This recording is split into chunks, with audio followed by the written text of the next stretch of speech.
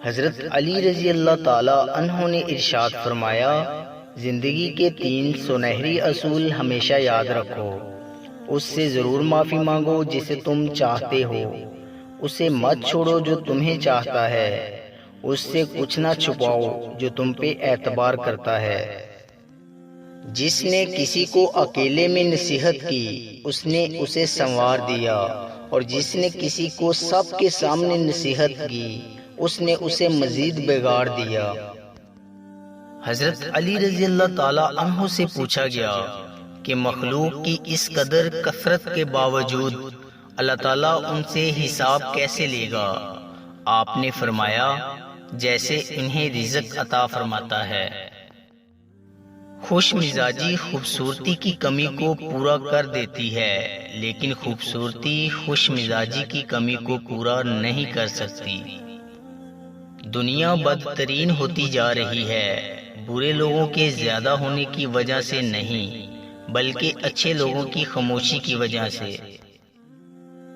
تمہاری عورتوں میں سب سے بہترین وہ ہے جو اپنے کردار میں پاک دامن اور اپنے شوہر کو حد درجہ پسند کرنے والی ہو۔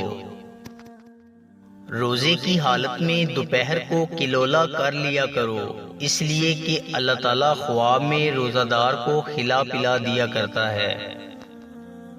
صورت اور سیرت میں سب سے بڑا فرق یہ ہے، صورت دھوکہ دیتی ہے جبکہ سیرت پہچان کرواتی ہے۔ 3 چیزیں ایمان کو تباہ کر دیتی ہیں: امیروں کی محفل، عورتوں کی صحبت اور جاہلوں سے بحث۔ کیا آپ جانتے ہیں اخلاق ایک دکان ہے اور زبان اس کا تالا ہے۔